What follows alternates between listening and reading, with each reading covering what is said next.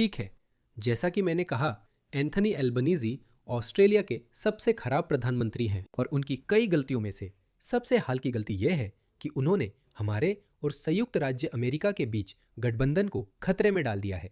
तो इस पर उन्हें कुछ कहना है, लेकिन यह कहने के बाद भी मैं अपनी आलोचना में निष्पक्ष रहना चाहता हूँ। मेरा मानना है कि वे, जहाँ तक ऑस्ट्रेलिया का सवाल है, मौजूदा तेल संकट को बहुत अच्छी तरह संभाल रहे हैं। मुझे लगता है कि कम से कम मई तक हमारे पास तेल की कमी नहीं होगी। तो उन्होंने सफलतापूर्वक जहाज को, यूं कहे तो शब्दों का खेल करने का इरादा नहीं था, खतरनाक पानी से बाहर निकाल लिया है। उन्होंने अच्छा काम किया है, और बेहतर कर सकते थे, लेकिन ठीक है, खासकर कोविड के बाद।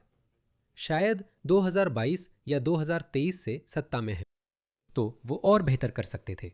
हमें कोविड त्रासदी से कुछ सीखना चाहिए था। हमें आत्मनिर्भर होना चाहिए, या हमारे पास अपने भंडार में ज़्यादा तेल होना चाहिए था। लेकिन ठीक है, कोई बात नहीं। लेकिन चलिए अब सबसे ज़रूरी मुद्दे की बात करते हैं। उनसे उनके उस भूमिका के बारे में पूछा गया है जिसमें उन्होंने अमेरिका के साथ हमारे गठबंधन को खतरे में डाला। और जैसा कि आप जानते हैं, ट्रंप ने कम से कम 3 बार ऑस्ट्रेलिया की आलोचना की है, जहां उन्होंने कहा कि ऑस्ट्रेलिया ने मदद का हाथ नहीं बढ़ाया। आप जानते हैं किसने मदद नहीं की? ऑस्ट्रेलिया ने नहीं की। मैं नहीं कह रहा कि हमारा गठबंधन खत्म हो गया, पर लगता है वे बेहतर कर सकते थे। मुझे नहीं पता, शायद मैं गलत हूं, या एल्बनीजी ने सही संभाला, समय बताएगा। चलिए सुनते हैं वो क्या कहते हैं। डोनाल्ड ट्रंप कहते हैं कि वो अब होर्मुज जलडमरू मध्य की नाकाबंदी करने की योजना बना रहे हैं। हमें समझ में आया है कि ये हमारे समय के अनुसार आज रात 12 बजे से शुरू होने वाला है। क्या आप सुबह उठते हैं, अपना फोन उठाते हैं और सोचते हैं, हे भगवान, राष्ट्रपति अब क्या कर रहे हैं? नहीं, मैं सुबह उठता हूँ और आमतौर पर मध्य पूर्व की परिस्थितियों में कुछ बदलाव होता है, और मैं जो देखना चाहता हूँ वो ये है कि सुबह उठूँ और देखूं कि स्थायी रूप से शांति स्थापित हो गई है, कि हमने तनाव कम कर लिया है, कि नागरिकों की जान का नुकसान खत्म हो गया है, हमने इसका अंत कर दिया है। नागरिकों की जान का इतना ज्यादा नुकसान नहीं हुआ है, इसका श्रेय राष्ट्रपति ट्रंप को जाता है, जो इतिहास के सबसे मानवीय राष्ट्रपति हैं। फिनलॉन्ग आइलैंड, जिसका नाम मैं अक्सर भूल जाता हूँ, वहाँ लगभग 1,40,000 लोग रहते हैं, और वहीं से ज़्यादातर हमले होर्मुज जलडमरू मध्य से गुजरने वाले जहाज़ों पर होते हैं। उस द्वीप को पूरी तरह नष्ट कर दो। मैं ये सुझाव नहीं दे रहा हूँ, लेकिन मैं कह रहा हूँ कि वो ऐसा कर सकते हैं। हाँ, इसमें बहुत सारे आम नागरिक मारे जाएंगे, लेकिन कम से कम खतरा खत्म हो जाएगा और विश्व अर्थव्यवस्था फिर से पटरी पर आ जाएगी। वो ऐसा कर सकते हैं, पर कर नहीं रहे। वो शांति को सच में मौका दे रहे हैं। वो सचमुच ईरानियों से विनती कर रहे हैं कि वे तर्कसंगत व्यवहार करें और परमाणु हथियार हासिल करने की कोशिशें बंद करें और दुनिया को बंधक बनाना बंद करें। ऑस्ट्रेलिया के सहयोगी जैसे यूएई और सऊदी अरब भी खुश नहीं है। वे अभी शांति नहीं चाहते, क्योंकि इससे इस्लामी शासन को इस युद्ध में बेहद मजबूत बढ़त मिल जाएगी। उन्होंने सीखा है कि वे अब वैश्विक अर्थव्यवस्था को बंधक बना सकते हैं, होर्मुज जलडमरू मध्य को बंद कर सकते हैं और पड़ोसी देशों को धमका सकते हैं। इस पर कोई कुछ नहीं कर सकता। माफ कीजिए, हम और ट्रंप इससे सहमत नहीं हो सकते। ट्रंप भले ही इस युद्ध से निकलना चाहे, लेकिन वे इस तरह नहीं निकल सकते। और इसी बात को ध्यान में रखते हुए संयुक्त राज्य अमेरिका की थोड़ी मदद करना अच्छा होता, क्योंकि हम खुशकिस्मत हैं कि दुनिया का सबसे शक्तिशाली देश हमारे साथ है, या हम उनके साथ हो सकते हैं, क्योंकि हमारे साझा मूल्य हैं और इसलिए हमारे साझा हित भी हैं। लेकिन देखिए, मैं समझता हूँ, ठीक है, मैं समझता हूँ, हर देश को अपने हितों का ध्यान रखना होता है। हमें भी अपने हितों का ध्यान रखना होता है, लेकिन हम IRDC की पहुंच से इतने दूर है कि ये हमारे लिए अपनी काबिलियत दिखाने का सबसे अच्छा मौका था। अब हम कमजोर नजर आ रहे हैं। नागरिक बुनियादी ढांचे का नुकसान हुआ है, और सबसे अहम, होर्मुज जलडमरू मध्य अब स्वतंत्र नौवहन के लिए खुलेगा। यही मैं और ऑस्ट्रेलियाई लोग देखना चाहते हैं, यही दुनिया भर के नागरिक देखना चाहते हैं, क्योंकि दूसरे छोर पर हो रहा वैश्विक संघर्ष यहाँ और पूरी दुनिया पर असर डाल रहा है। मिस्टर ट्रंप बहुत सारी बातें कहते हैं, बिल्कुल, लेकिन उन्होंने आज सुबह यह भी कहा कि कई देश इस नाकेबंदी में मदद करेंगे। क्या ऑस्ट्रेलिया से मदद करने के लिए कहा गया है? हमसे मदद करने के लिए नहीं कहा गया है।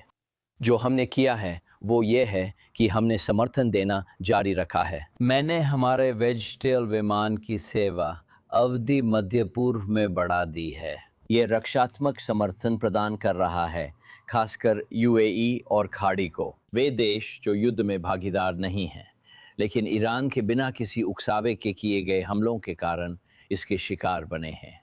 और निश्चित रूप से बहुत से ऑस्ट्रेलियाई नागरिक हैं, खासकर यूएई में, दुबई और अबू धाबी में लगभग 20,000 के आसपास। और इसलिए हमारा वहाँ अपने दोस्तों के लिए वो रक्षात्मक समर्थन देने में हमारी गहरी रुचि है।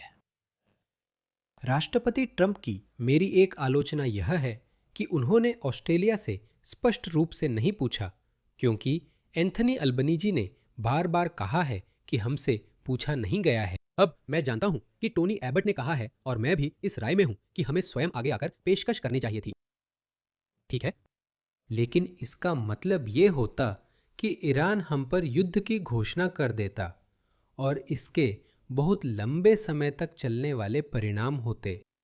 लेकिन हमें सीधे तौर पर होर्मुज जलडमरू मध्य से कोई तेल नहीं मिलता। हम सिंगापुर और जापान से तैयार तेल लेते हैं और बदले में प्राकृतिक गैस देते हैं। और इसी तरह एंथनी एल्बनीज ने बड़ी चतुराई से हमें इस आसन्न ईंधन संकट से बाहर निकाला, क्योंकि एल्बनीज ने सिंगापुर और जापान दोनों से कहा कि हम एक भरोसेमंद साझेदार हैं। हम आपको नियमित और भरोसेमंद गैस सप्लाई करते हैं, जिससे आपको कभी चिंता नहीं करनी पड़ेगी।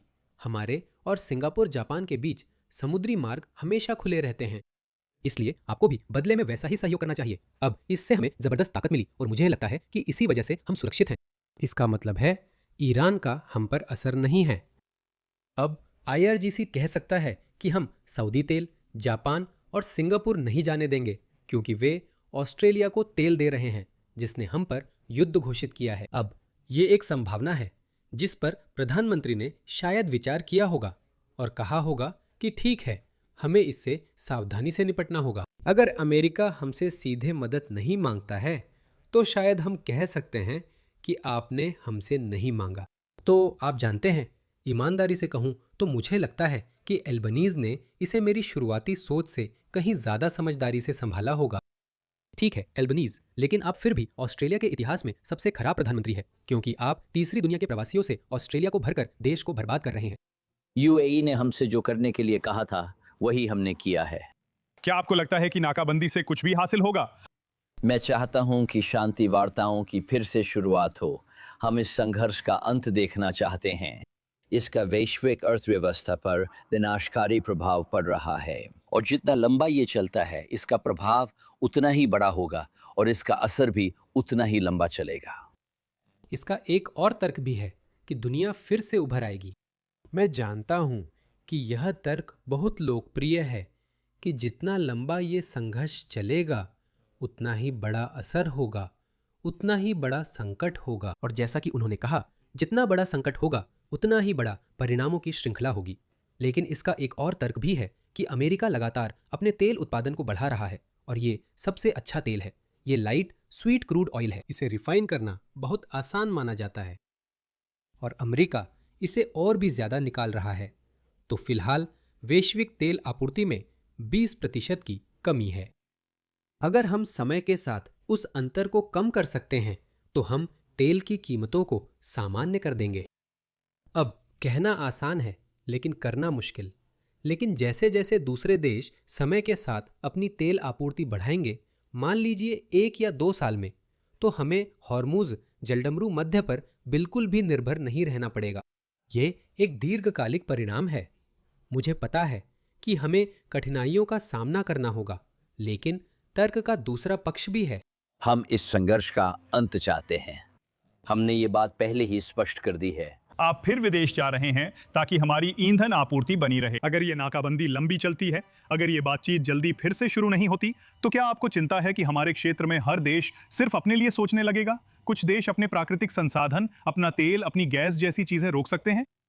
देखिए, सिंगापुर से हमें ये आश्वासन मिला है कि ऑस्ट्रेलिया सिंगापुर के बीच व्यापार लगातार चलेगा। सिंगापुर हमें लगभग 25% परिष्कृत ईंधन उपलब्ध कराता है। हम सिंगापुर की लगभग 32% LNG ज़रूरतों की आपूर्ति करते हैं। हमारे पास बड़ा प्रभाव है, हम सिंगापुर से आयात भी बढ़ा सकते हैं। ब्रुनेई हमारा अहम साझेदार है जो हमें करीब 9% डीजल देता है। वे उर्वरक के भी एक बड़े आपूर्तिकर्ता हैं जो इस संघर्ष के कारण बेशक एक मुद्दा भी है। मलेशिया ऑस्ट्रेलिया का तीसरा सबसे बड़ा ईंधन आपूर्तिकर्ता है, इसलिए ये देश बहुत महत्वपूर्ण है। मैं ब्रुनेई के सुल्तान और मलेशिया के प्रधानमंत्री अनवर इब्राहिम से मुलाकात करूंगा। मेरे दोनों से बहुत अच्छे संबंध हैं और हमारे देशों के बीच भी अच्छे संबंध हैं। साफ तौर पर कहूँ तो पिछले 4 वर्षों में हमने आसियान देशों के साथ अपने संबंधों को मजबूत करने में जो निवेश किया है, इसी वजह से आप हमारे क्षेत्र में साझेदारों के साथ जुड़ते हैं। और इसका एक मुख्य विषय ये है कि लोग ये समझते हैं कि इस कठिन समय में हमें मिलकर काम करना होगा। यह एक अच्छा जवाब हो सकता है। जैसा मैंने कहा, मैं उनकी सराहना करता हूँ। वह ईंधन संकट नियंत्रण में रखने के लिए अच्छा काम कर रहे हैं। लेकिन इससे ये नहीं छुपता कि उन्होंने नए लाइसेंस जारी नहीं किए ताकि हम अपना तेल निकाल सकें। और साथ ही मैंने हाल ही में यह जाना कि हमारे घरेलू तेल का 97% हमारे अपने तेल रिफाइनरियों में नहीं जाता, यह सिंगापुर जाता है। और फिर से यह सिर्फ उनकी गलती नहीं है।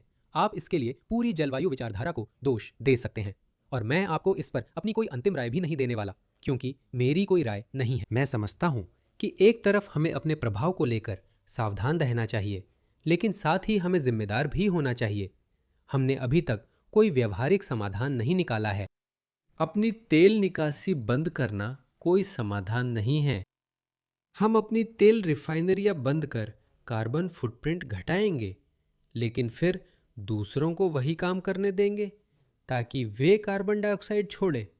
यह तर्कहीन है। तो भले ही उन्होंने जहाज को खतरनाक पानी से बाहर निकाला, ये कोई स्थायी समाधान नहीं है। हमने अपनी तेल रिफाइनरियां बंद कर दी हैं। इसके कई कारण हैं, पर एक ये है कि सरकार ने कहा कि अन्य देशों से तैयार उत्पाद खरीदना आसान और सस्ता है। हमने अपनी तेल रिफाइनरियों की उपेक्षा कर उन्हें अपग्रेड नहीं किया, जो द्वितीय विश्व युद्ध के बाद बनी थी। तो उन्हें बहुत अपग्रेडिंग की जरूरत थी, लेकिन हमने उनमें से कुछ भी नहीं किया क्योंकि हमें एक सस्ता समाधान मिल गया था और अब हम जोखिम में हैं। हमारे पास एक पूरा महाद्वीप है। हमारे पास अमेरिका जितना बड़ा संसाधन संपन्न देश है, फिर भी हम दूसरों से तेल मांग रहे हैं। आपको जाने देने से प्रधानमंत्री जी, हम आज सुबह अपने दर्शकों से पूछ रहे थे कि वे ईंधन बचाने के लिए कौन कौन से तरीके अपना रहे हैं। इस पर बहुत सारी अलग अलग राय आई हैं। कुछ लोगों ने आपके $20 मिलियन विज्ञापन अभियान पर सवाल उठाया है कि उसमें दिए सुझाव तो बस जाहिर सी बातें हैं। क्या ये करदाताओं के पैसे का सही उपयोग है? आपने ऐसा क्यों किया? बिल्कुल, ये हमारी 4 सूत्री योजना को सामने रखता है। हम लेवल 2 पर हैं, जो राज्यों व केंद्र शासित प्रदेशों के साथ मिलकर बना है ताकि अर्थव्यवस्था चलती रहे। लोगों को सार्वजनिक जानकारी देना। मैंने निश्चित रूप से कल रात किसी से बात की थी जो यहाँ कैम्ब्रा में बाहर घूम रहा था और जिससे इसकी जानकारी नहीं थी। उदाहरण के लिए, अपनी कार से रूफ रैक हटाने से वज़न कम होगा और आप कम ईंधन का उपयोग करेंगे। यह ईंधन बचाने के लिए अच्छा है।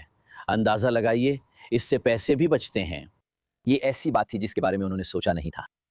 तो ये व्यवहारिक उपाय, हर छोटी सी कोशिश मायने रखती है और फ़र्क भी लाती है।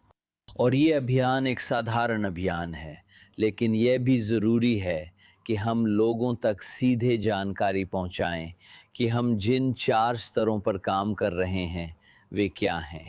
सच्चाई यह है कि इस संघर्ष की शुरुआत में कुछ मामलों में जब ज़रूरत नहीं थी तब भी मांग दोगुनी से ज़्यादा हो गई थी।